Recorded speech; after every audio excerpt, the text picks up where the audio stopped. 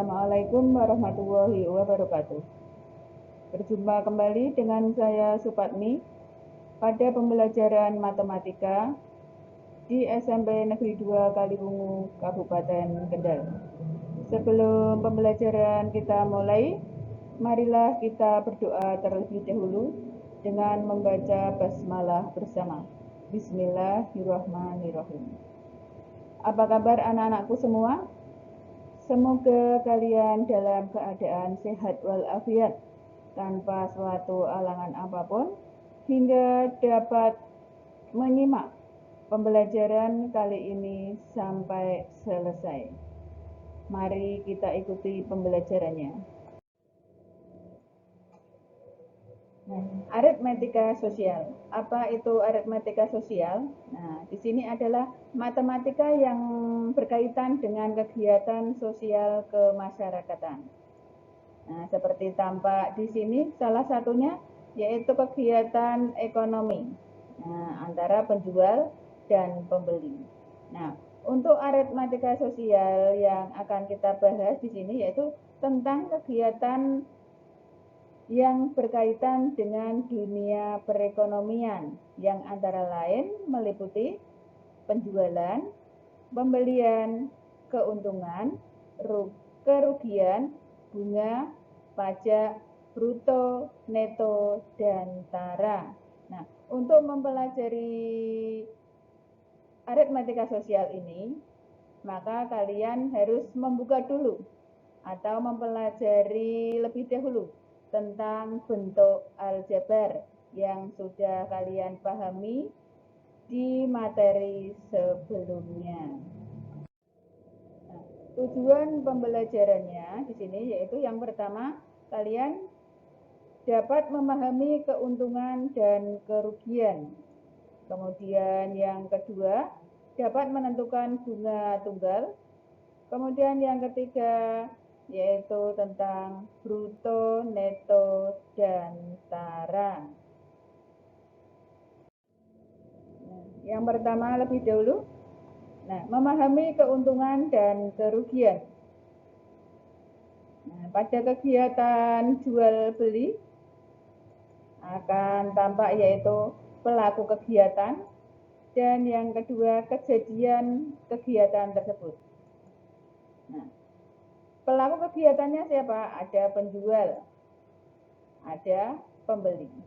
Kejadiannya pada kegiatan tersebut yaitu ada keuntungan dan kerugian. Keuntungan dan kerugian ini untuk siapa? Yaitu untuk si penjual, bukan untuk si pembeli. Jadi keuntungan dan kerugian itu dihitung dari harga penjualan. Berikutnya yaitu istilah-istilah dalam perdagangan. Yang pertama yaitu harga pembelian, kemudian ada harga penjualan. Harga pembelian adalah harga barang dari pabrik atau grosir atau tempat lainnya. Harga pembelian seringkali disebut dengan modal. Dalam situasi tertentu, modal adalah harga pembelian ditambah dengan ongkos atau biaya lainnya. Biaya lainnya itu seperti apa ya? Misalkan untuk modifikasi, untuk perbaikan, dan lain-lain. Kemudian harga penjualan. Harga penjualan adalah harga barang yang ditetapkan oleh Kemudian istilah yang ketiga yaitu untung. Yang keempat yaitu rugi. Dalam perdagangan itu tadi ada harga pembelian, harga penjualan, kemudian ada untung, ada rugi. Untung itu apa? Adalah selisih antara harga penjualan dengan harga pembelian. Jika harga penjualan lebih tinggi dari harga pembelian. Bisa dituliskan untung sama dengan harga jual dikurangi harga beli. Kemudian untuk rugi. Rugi adalah selisih antara harga penjualan dengan harga pembelian. jika harga penjualan lebih rendah dari harga pembelian. Nah, bisa dituliskan rugi sama dengan harga beli dikurangi harga jual ya di sini. Di sini harga jualnya lebih rendah, maka kalau selisih berarti harga beli dikurangi harga. Nah, kalau yang pertama tadi istilah-istilahnya, sekarang yang kedua yaitu menentukan harga penjualan, harga pembelian, untung, dan rugi. Nah, menentukan harga penjualan. Harga penjualan dapat ditentukan dengan cara berikut. Nah, yang pertama, jika memperoleh untung, maka harga penjualan lebih tinggi dari harga pembelian, sehingga dituliskan harga penjualan sama dengan harga pembelian ditambah untung. Jika mengalami rugi, maka harga penjualan lebih rendah dari harga pembelian, sehingga harga penjualan sama dengan harga pembelian dikurangi rugi. Berikutnya yang kedua yaitu tentang persentase keuntungan dan kerugian. Nah, persentase keuntungan atau kerugian umumnya dibandingkan terhadap harga pembelian atau modal, kecuali jika ada keterangan lain. Nah, misalkan di sini PU sama dengan persentase keuntungan. Kemudian PR sama dengan persentase kerugian. Kemudian HB sama dengan harga beli atau modal. Kemudian HJ adalah harga jual atau total pemasukan. Maka dapat dihitung persentase keuntungan sama dengan harga jual dikurangi harga beli berbanding dengan harga beli dikali 100%.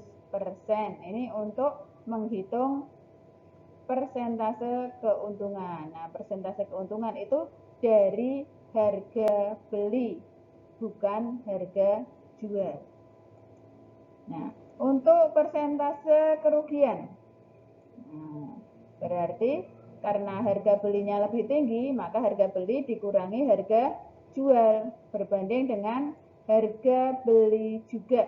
Nah, persentase kerugian itu dihitung dari juga harga beli dikali 100%. Contohnya, seorang pedagang membeli telur itik sebanyak 60 butir. Kemudian telur itu dijual dengan harga seluruhnya Rp150.000. Jika dari hasil penjualan itu ternyata diperoleh untung Rp500 per butir, tentukan harga pembelian seluruhnya. Penyelesaiannya, harga penjualan seluruhnya, nah di sini tadi 150.000. Kemudian keuntungan seluruhnya, karena per butir tadi keuntungannya 500, ada 60 butir, maka 60 dikali 500. Yang hasilnya Rp30.000. Nah, karena untung, maka harga penjualan lebih tinggi dari harga pembelian. Nah, harga pembelian seluruhnya menjadi harga penjualan dikurangi keuntungan. Harga penjualan tadi Rp150.000 dikurangi Rp30.000. Nah, hasilnya yaitu Rp120.000. Nah, jadi harga pembelian seluruhnya yaitu Rp120.000. Berikutnya kejadian contoh yang kedua. Di sini ada toko sepeda ada paman sedang membeli sepeda di sini. Paman membeli sepeda dengan harga Rp3.450.000. Sepeda itu dimodifikasi dengan biaya sebesar Rp500.000. Karena suatu hal, kemudian sepeda tersebut dijual kembali oleh paman dengan harga Rp3.750.000. Tentukan untung ataukah rugi paman. Nah, di sini pertanyaannya, apakah paman itu untung atau rugi? Nah, penyelesaiannya, modalnya paman tadi untuk membeli sepedanya Rp3.450.000, kemudian untuk memodifikasi sepedanya Rp500.000. Jadi jumlahnya menjadi Rp3.950.000. Harga jual, nah setelah itu kan dijual kembali, namanya harga jual, yaitu Rp3.750.000. Karena harga penjualan lebih rendah dari harga pembelian, maka dapat dikatakan paman mengalami kerugian. Nah, berapa kerugiannya paman? Yaitu Rp3.950.000 dikurangi Rp3.750.000. Yang hasilnya berapa? Ayo coba dihitung. 3.950.000 dikurangi 3.750.000. Berarti kerugiannya Rp200.000. Nah, kejadian berikutnya. Nah, di sini ada counter HP. Harga HP itu mengikuti harga dolar. Kalau dolarnya naik, maka harga HP atau harga elektronik akan naik. Kalau dolarnya turun, maka sama. Harga elektronik juga akan turun. Di sini Pak Ali membeli HP dengan harga Rp4 juta dalam waktu 1 bulan. Karena nilai dolar naik, nah dolarnya pas naik, HP Pak Ali tersebut dijual kembali dengan harga Rp4.250.000. Tentukan persentase keuntungan Pak Ali. Nah, penyelesaiannya, harga belinya, nah di situ tadi Pak Ali membeli dengan harga 4 juta. Kemudian dijual oleh Pak Ali Rp4.250.000.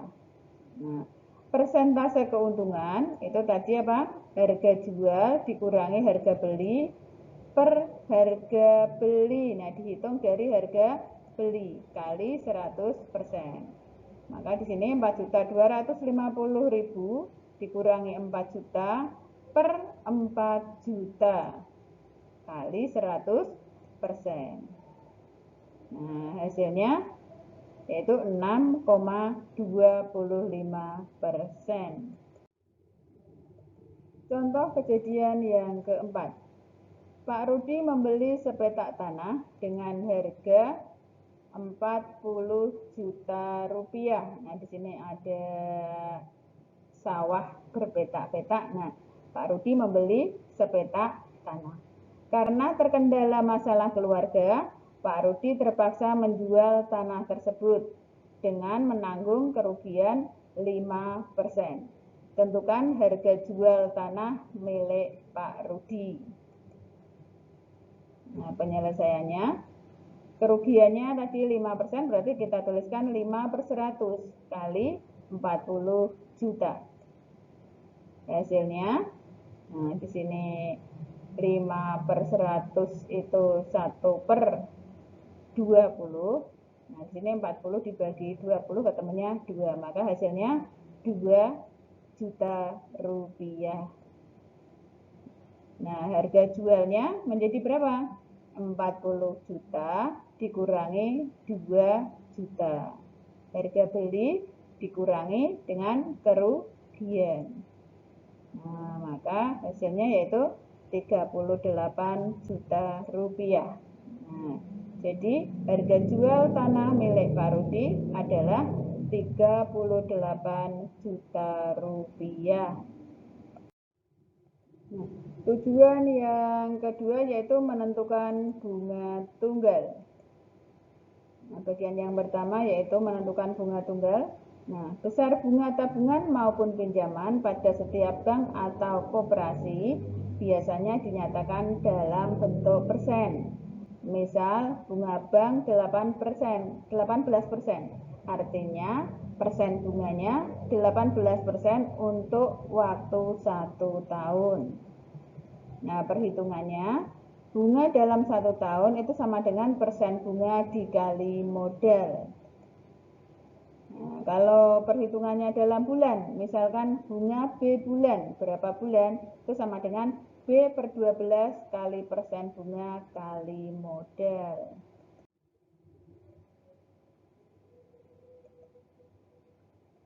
Yang berikutnya menentukan diskon atau potongan. Nah, diskon adalah potongan nilai harga terhadap nilai atau harga awal. Pada umumnya, diskon dinyatakan dalam persen juga.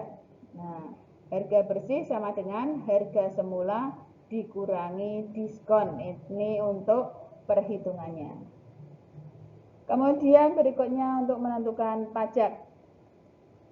Nah, pajak adalah besaran nilai suatu barang atau jasa yang wajib dibayarkan oleh masyarakat kepada pemerintah dan dinyatakan dalam persen juga. Nah, di sini diskon dalam persen, pajak juga dalam persen. Untuk menghitungnya, harga beli sama dengan harga mula-mula ditambah pajak. Nah, contoh kejadiannya.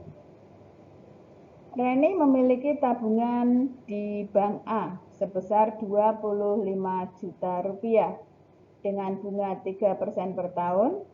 Hitunglah bunga yang diperoleh oleh Reni setelah 1 tahun. Nah, pertanyaannya setelah 1 tahun. Nah, modal utamanya yaitu tadi 25 juta rupiah. Persentase bunga 3%.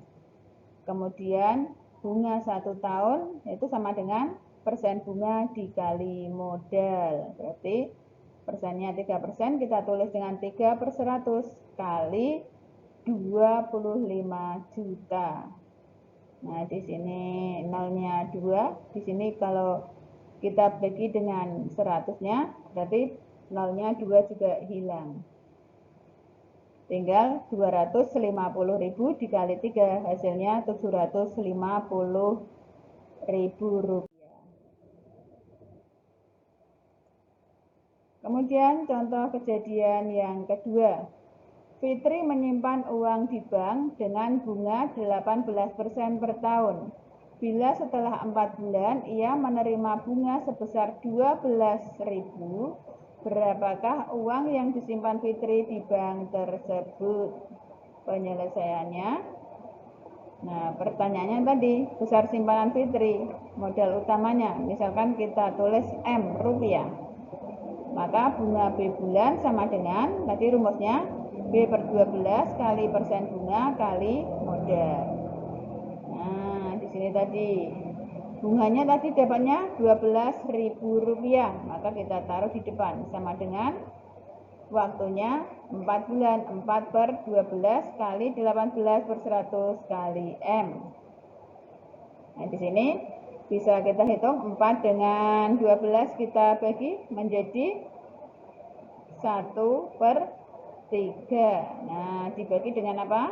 Dengan FPB-nya. FPB-nya 4, maka 4 bagi 4, 1, 12 bagi 4, 3. Kemudian 18 dengan 100.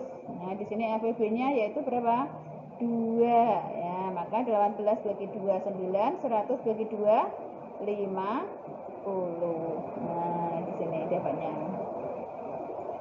Kemudian ada di sini yang atas 9 pembilang, kemudian ada penyebut 3, ini bisa dibagikan Nah, maka ketemunya, nah 9 bagi 3 dapatnya 3/50 kali M. Nah, di sini karena perkalian, maka kalau kita pindah menjadi pembagian. Nah, 12.000 dibagi 3/50 sama dengan M. Atau bisa kita tuliskan, kalau ini dibagi, maka pembilang dan penyebutnya dibalik menjadi 50/3 kali 12.000. Hasilnya yaitu berapa? Nah, di sini 12.000 dibagi 3 itu ketemunya 4.000. 4.000 kali 50 maka ketemu 200.000 rupiah. Nah, jadi besar simpanan Fitri yaitu 200.000 rupiah. Nah, kejadian berikutnya. Harga satu pasang sepatu adalah 80.000 rupiah. Karena ada obral, maka pembeli mendapat diskon 20%. Berapa rupiahkah yang harus dibayar oleh pembeli untuk sepasang sepatu ini? Penyelesaiannya, harga mula-mula 80.000 rupiah. Kemudian diskon 20%. Diskon itu berarti dari harga pembelian. 20/100 kali 80.000 rupiah menjadi 16.000 rupiah. Nah, harga yang harus dibayar maka harga mula-mula dikurangi diskon. 80.000 dikurangi 16.000. Hasilnya 64.000. Nah, kejadian berikutnya. Ani membeli sepeda motor dengan harga 12 juta rupiah dan dikenakan pajak pertambahan nilai atau PPN sebesar 10%. Berapakah Ani harus membayar sepeda motor tersebut? Nah, penyelesaiannya, besarnya pajak pertambahan nilai. Nah, pajak ini ya wajib dibayar oleh masyarakat kepada pemerintah. Nah, pajak itu besaran nilai. Nilainya di sini 10%. Maka kita tuliskan 10/100 kali 12 juta rupiah. Nah, di sini kita bagikan, maka sisanya menjadi 120.000 rupiah kali 10 menjadi 1.200.000 rupiah itu untuk pajaknya. Nah, maka harga sepeda motor yang harus dibayar yaitu harga mula-mula ditambah pajak menjadi 12 juta ditambah 1.200.000 rupiah. Nah, hasilnya adalah 13.200.000. Nah, yang terakhir yaitu tentang menentukan bruto, neto, dan tara. Nah, bruto diartikan sebagai berat suatu benda bersama pembungkusnya. Kemudian untuk neto diartikan sebagai berat suatu benda tanpa pembungkus benda tersebut. Nah, tara diartikan sebagai selisih antara bruto dengan neto atau dari berat pembungkusnya. Nah, dituliskan neto sama dengan bruto dikurangi tara. Neto itu berat bersih, bruto itu berat benda dengan pembungkus, kemudian tara itu berat pembungkusnya. Nah, contoh kejadiannya. Harga pembelian kopi dengan bruto 50 kg adalah Rp950.000.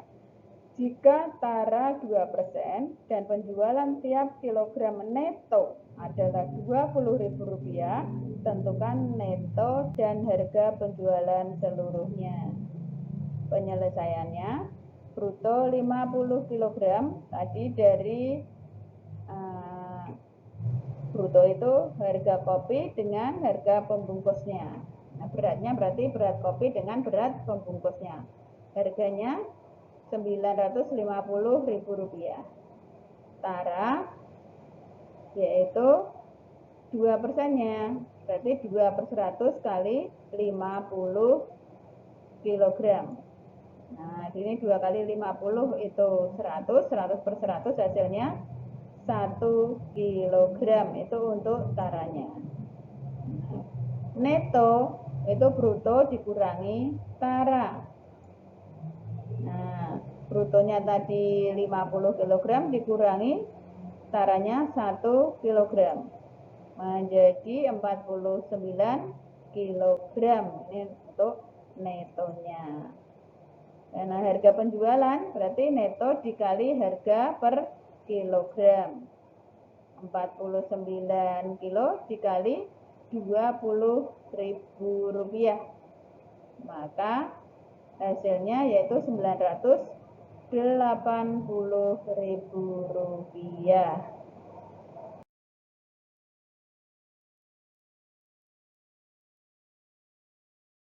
Terima kasih, semoga bermanfaat dan tetap semangat dan selalu menjalankan protokol kesehatan. Wassalamualaikum warahmatullahi wabarakatuh.